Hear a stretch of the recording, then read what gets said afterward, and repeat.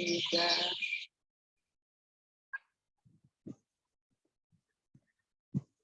Assalamualaikum warahmatullahi wabarakatuh. Salam sejahtera bagi kita semua. Semoga teman-teman semuanya dalam keadaan sehat walafiat dan dalam kondisi yang baik ya. Amin. Baik, untuk kali ini saya akan menjadi moderator dari kelompok 3 yang akan mempresentasikan mengenai bab 4 tujuan pendidikan dan kurikulum. Next. Selanjutnya. Oke. Nah, agenda kita hari ini ada 4 nih, teman-teman. Yang pertama, mengetahui batasan pendidikan dari kurikulum. Lalu yang kedua, mengetahui pentingnya diklat bagi SPM. Yang ketiga, mengetahui jenis dan metode pelatihan. Nah, yang keempat, mengetahui tujuan pendidikan dan kurikulum tentunya. Selanjutnya. Nah, yuk. Kita mulai ya. Siap semuanya? Oh, tapi sebelum itu kita kenalan dulu. Nah, jadi di kelompok 3 ini ada 6 anggota, teman-teman. Yang pertama ada Emma. Halo Emma. Lalu ada Putri Intan. Lalu ada Destia Habibah. Ada Marsha Arga. Ada Ansori Ghazali. Dan saya sendiri sebagai moderator Fitria Ayu Rahmatia. Selanjutnya langsung Selanjutnya langsung nih ke pemateri kita yang pertama. Silakan. Halo, selamat pagi. Saya Marsha Arga Natania. Saya di sini akan menjelaskan tentang tujuan pendidikan dan kurikulum. Tujuan akhir dari diadakan pendidikan dan pelatihan adalah perubahan perilaku yang diharapkan, yakni meningkatnya kemampuan dalam melaksanakan tugas atau pekerjaan. Pada dasarnya, tujuan pendidikan adalah suatu deskripsi dari pengetahuan, sikap, tindakan, penampilan, dan sebagainya yang diharapkan akan dimiliki sasaran pelatihan pada periode tertentu. Di sini ada tingkatan tujuan pendidikan berdasarkan ruang lingkup belajar. Yang pertama, tujuan pendidikan nasional. Di Indonesia, tujuan pendidikan nasional telah diatur dalam Pendidikan Nasional Indonesia atau Sisdiknas nomor 20 tahun 2003. Yang kedua, tujuan pendidikan institusional. Demi tercapainya tujuan pendidikan instruksional, ada kriteria yang harus diperhatikan, yaitu yang pertama, jelas, mudah diobservasi, dan realistik. Dan yang ketiga, tujuan antara. Tujuan pendidikan ini bersifat mengantari tujuan institusional dan instruksional, disebut juga tujuan departemental atau departemental objektif. Fungsi tujuan antara untuk menentukan isi tiap mapel, proses pengintegrasian kurikulum, dan mengarahkan ke uniformitas dalam institusi atau departemen. Dan yang keempat, tujuan instruksional. Tujuan instruksional sebagai alat untuk mempermudah pemilihan bahan-bahan pelajaran perlu dirumuskan dalam bentuk yang lebih khusus melalui tujuan ini. Fungsi tujuan instruksional yaitu yang pertama memilih isi atau topik pengajarannya relevan, yang kedua proses pengintegrasian kurikulum, yang ketiga mengarah pada proses pengajaran, yang keempat mengajar secara efektif dan efisien, dan yang kelima memilih metode pengajarannya tepat. Selanjutnya yaitu tujuan pelatihan. Menurut Dale Espitz, tujuan pelatihan adalah untuk memperoleh perubahan dalam tingkah laku mereka yang dilatih.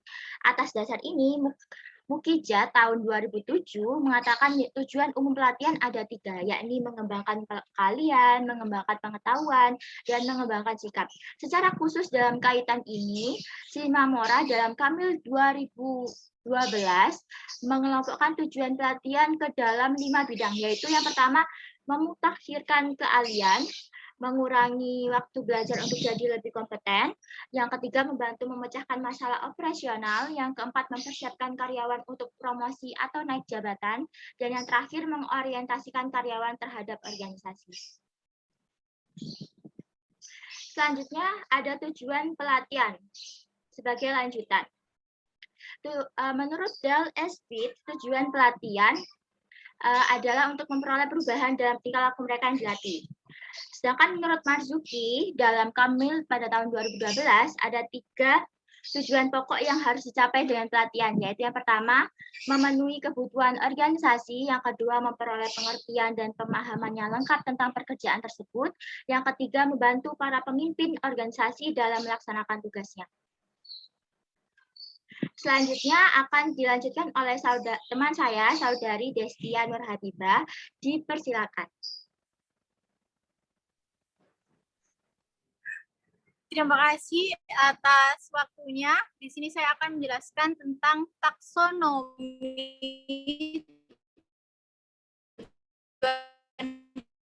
pendidikan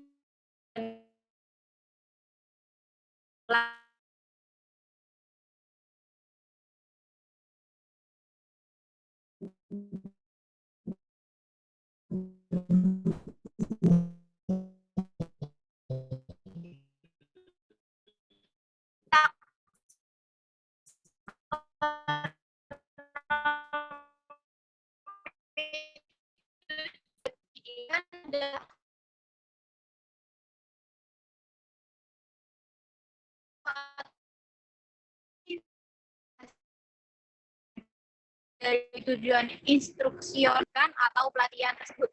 Aspek slide selanjutnya. Slide selanjutnya. Halo. Nah, tujuan instruksional kognitif.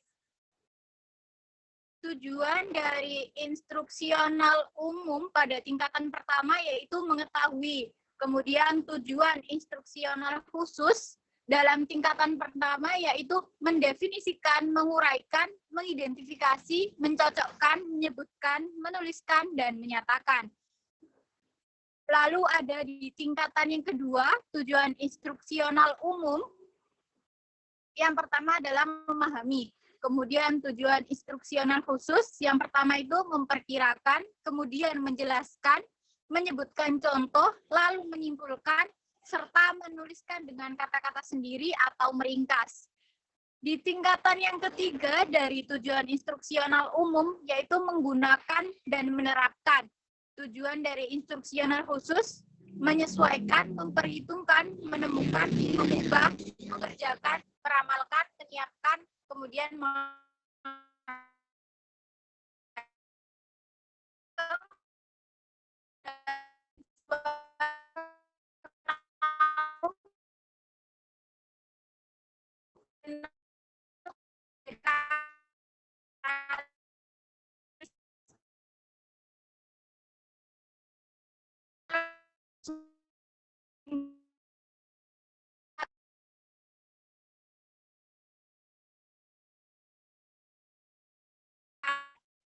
menetapkan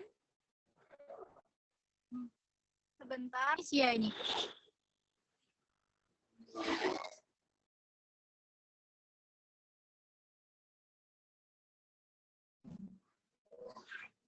Halo, apakah ada masalah teknis? Nah, kita lanjut yang tadi di posisi keempat untuk tujuan instruksional umum, mengenal, membedakan, dan menganalisis. Kemudian di tujuan instruksional khusus ada mengembangkan atau membedakan, menetapkan, dan memisahkan. Di tingkatan kelima dari tujuan itu menuliskan, mengusulkan, kemudian instruksional khusus ada menyusun, merencanakan, menjelaskan, dan mengubah. Tujuan instruksional umum di tingkatan yang keenam yaitu menilai, sedangkan di tujuan instruksional khusus pada tingkat keenam ada penilaian, menyimpulkan, menanggapi, menjelaskan, kemudian mendengarkan, menafsirkan, dan menghubungkan. Next.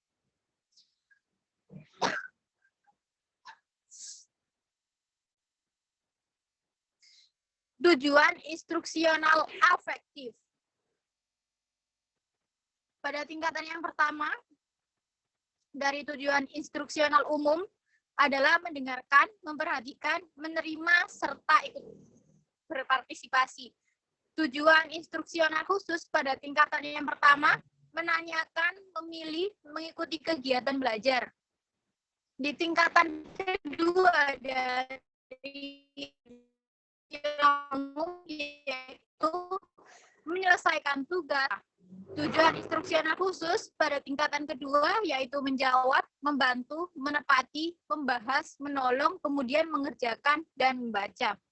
Tujuan instruksional umum pada tingkatan ketiga yaitu menilai, menunjukkan, perhatian, dan membuktikan. Tujuan instruksional khusus dalam tingkatan ketiga yaitu menyelesaikan, kemudian menguraikan, dan membedakan, mengikuti, mengajak, menyertai.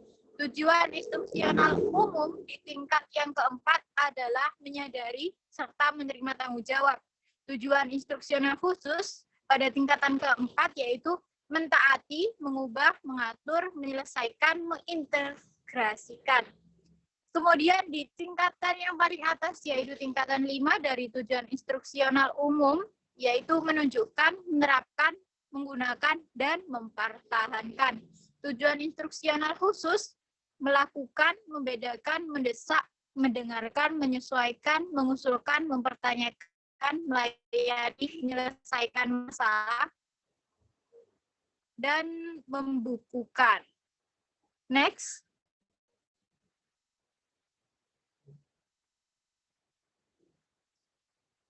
Di sini ada tujuan instruksional psikomotorik. Pada tingkatan pertama, tujuan instruksional umum, mengenal, menghubungkan. Tujuan instruksional khusus, memilih dan menggambarkan. Tujuan instruksional umum pada tingkatan yang kedua yaitu menyelesaikan tugas, mematuhi, ikut serta, bekerja sukarela. Tujuan instruksional khusus, memulai, memperhatikan, menggerakkan, atau bereaksi. Tujuan instruksional umum pada tingkat ketiga yaitu mengetahui, kemudian meragakan, dan memperlihatkan. Tujuan instruksional khusus pada tingkatan ketiga, memasang, membangun, mengukur, menghaluskan, mendiskusikan. Tujuan instruksional umum pada tingkatan keempat ada menulis, kemudian menyiapkan, menggunakan, dan mendemonstrasikan. Tujuan instruksi khusus pada tingkatan keempat yaitu memasang, membangun, mengukur, memamerkan, menghaluskan, mendiskusikan, mengatur, serta menyusun.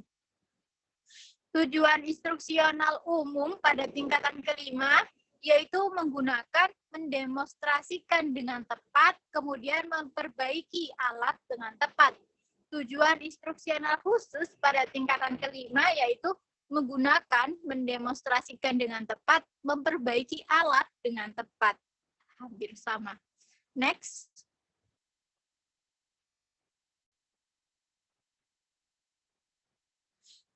Kemudian slide selanjutnya akan dijelaskan oleh teman saya, Emanuela. Silakan. Baik, terima kasih untuk waktunya. Saya Emma akan melanjutkan pembahasan yang selanjutnya, yaitu mengenai kurikulum. Kurikulum merupakan pedoman bagi kegiatan belajar mengajar untuk mengembangkan kemampuan sasaran pendidikan dan pelatihan. Dalam perkembangan selanjutnya, kurikulum digunakan sebagai jarak yang harus ditempuh oleh setiap siswa maupun mahasiswa untuk mencapai suatu tingkatan tertentu.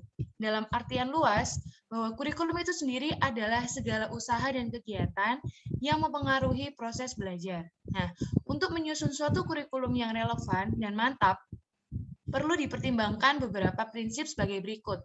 Nah, yang pertama adalah dasar filosofis, yaitu dasar filosofis negara yang berlangsung mengarah kepada tujuan pendidikan nasional itu sendiri. Dan yang kedua adalah dasar sosiologis, yaitu menyangkut keadaan masyarakat, ekonomi, adat istiadat, kebudayaan, kesehatan, dan sebagainya. Yang ketiga adalah dasar psikologis, yaitu mencakup minat, kebutuhan, kemampuan, pengalaman, dan sebagainya. Dan yang terakhir adalah dasar organisasi, yaitu di mana kurikulum itu sendiri disajikan dalam artian luas, meliputi bahan, isi, maupun urutan. Next.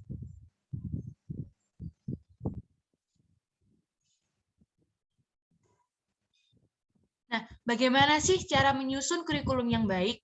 Dalam menyusun kurikulum, diperlukan 4 tujuan kurikulum. Yang pertama adalah tujuan umum, yaitu yang identik dengan tujuan pendidikan nasional itu sendiri. Yang kedua adalah tujuan institusional, yaitu tujuan dari lembaga, institut, ataupun fakultas yang bersangkutan. Yang ketiga adalah tujuan kurikuler, yaitu tujuan dari tiap bidang studi maupun bahan mata ajar. Yang keempat adalah dasar instruksional, yaitu tujuannya sudah spesifik yang mencakup suatu pengetahuan, sikap, atau keterampilan yang akan dicapai dengan pemberian bahan kuliah atau pemberian pelatihan yang bersangkutan. Next.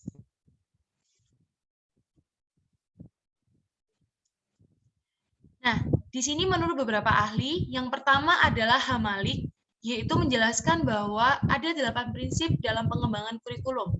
Prinsip berorientasi pada tujuan, relevansi, efisiensi, fleksibilitas, kontinuitas, keseimbangan, keterpaduan, dan mutu. Nah, menurut Sukmadinata, ada 2 kelompok prinsip dalam pengembangan kurikulum. Yang pertama adalah prinsip umum, yang kedua adalah prinsip khusus. Nah, untuk kelompok prinsip yang akan dikemukakan oleh Sukmadinata akan dijelaskan lebih lanjut ya. Saya akan menjelaskan menurut Hamalik, yang pertama adalah prinsip tujuan ya. Tujuan yaitu bertujuan secara khusus ya. Untuk selanjutnya itu ada di fleksibilitas, relevansi, efisiensi. Saya akan bahas yang relevansi, yaitu dalam relevansi ini ada 2 aspek yang dijelaskan yang harus ada dalam kurikulum itu, yaitu yang pertama aspek eksternal dan internal. Untuk aspek internal, kurikulum itu memiliki relevansi antara komponen kurikulum yang mencakup tujuan, bahan, strategi, organisasi, dan evaluasi. Secara eksternal, komponen itu memiliki relevansi dengan tuntutan sains dan teknologi, yaitu relevansi epistemologi, tuntutan potensi siswa yaitu masuk dalam psikologis, dan tuntutan dan kebutuhan pengembangan masyarakat masuk dalam sosiologis. Yang kedua adalah prinsip fleksibilitas.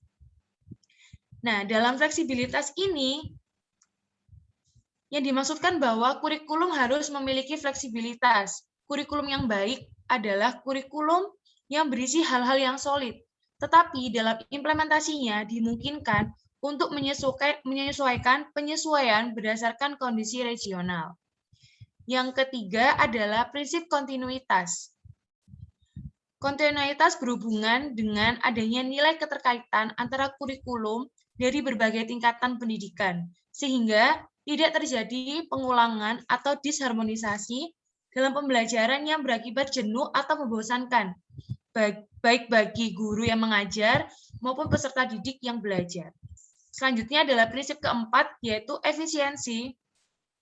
Yaitu efisiensi itu sendiri adalah salah satu prinsip yang perlu diperhatikan dalam mengembangkan kurikulum, sehingga apa yang telah direncanakan dengan tujuan yang ingin dicapai itu bisa berhasil. Yang kelima dan yang terakhir adalah prinsip efektivitas, yaitu prinsip efektivitas itu sendiri dimaksud adalah sejauh mana sih program yang diajarkan atau program yang direncanakan itu berhasil dan diimplementasikan. Nah, untuk prinsip yang kedua ini dari Sukmadinata, yaitu kelompok prinsip umum dan secara khusus. Nah, di sini saya akan pertama bahas mengenai yang umum dulu ya. Basically di prinsip umum ini ada 5 prinsip. Tadi sudah dijelaskan sebelumnya, ya kan? Dan yang kedua saya akan menjelaskan tentang prinsip khusus, yaitu ada 5, yaitu tujuan pendidikan, pemilihan isu pendidikan, yang ketiga adalah pemilihan proses belajar mengajar, keempat adalah pemilihan media dan alat pelajaran, dan yang terakhir adalah pemilihan kegiatan penilaian. Nah, prinsip khusus ini sesuai dengan namanya digunakan dalam situasi dan kondisi khusus-khusus saja ya, tidak bisa sembarangan. Nah, biasanya perlu adanya pengembangan yang mendadak dan cepat, ini boleh untuk memakai prinsip khusus ini. Nah, seperti contohnya seperti pandemi ini ya. Jadi kegiatan belajar mengajar dengan media-media yang ada itu boleh disesuaikan dengan kondisi pandemi seperti saat ini. Oke, untuk Materi selanjutnya akan disampaikan oleh teman saya, Putri Intan. Persilahkan. Baik, terima kasih untuk Saudari Emma.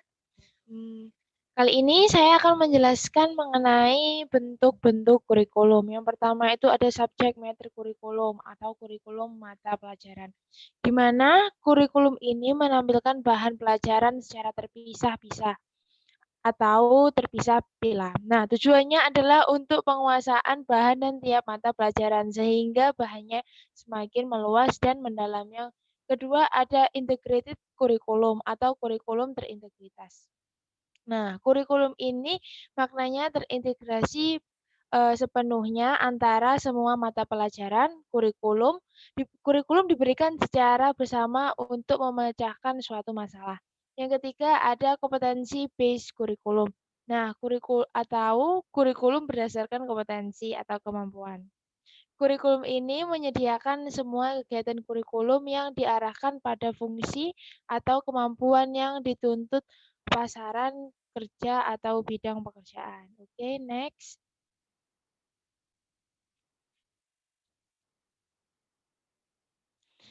Di sini ada proses pendidikan dipengaruhi oleh kurikulum.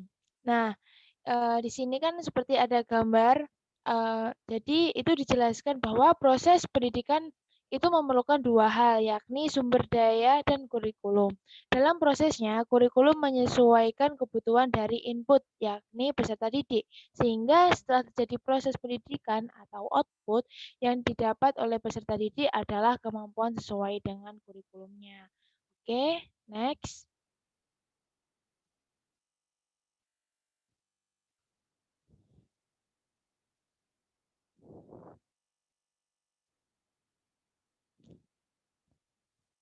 Mengembangkan kurikulum. Yang pertama itu ada prinsip-prinsipnya.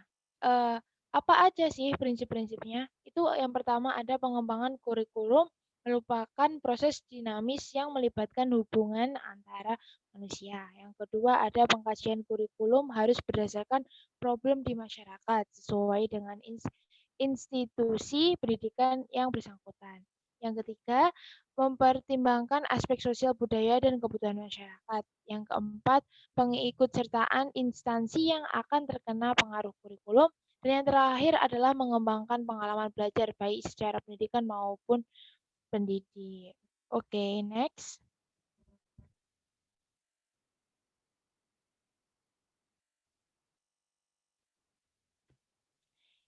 Yang kedua ada langkah-langkah pengembangan kurikulum. Langkah-langkahnya itu apa saja sih? Yang pertama adalah dengan cara mengidentifikasi masalah. Selanjutnya bisa menentukan tujuan institusional. Yang ketiga mengidentifikasi ilmu-ilmu pengetahuan dan keterampilan yang diperlukan. Yang keempat itu menentukan tujuan kurikuler dan mata pelajaran. Dan yang terakhir ada ada yang kelima adalah menjabarkan mata pelajaran ke dalam topik-topik tertentu, dan yang terakhir adalah menentukan tujuan instruksional.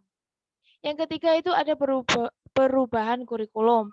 Nah, di dalam perubahan kurikulum terjadi karena kurikulum tersebut tidak mampu menjawab tujuan pendidikan atau sudah tidak layak lagi sebagai kompas tujuan pendidikan.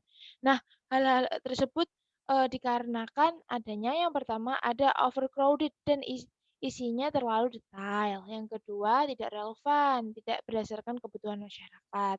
Yang ketiga, tidak efektif. Dan yang terakhir adalah tidak berpengaruh pada kompetensi lulusannya. Oke, next.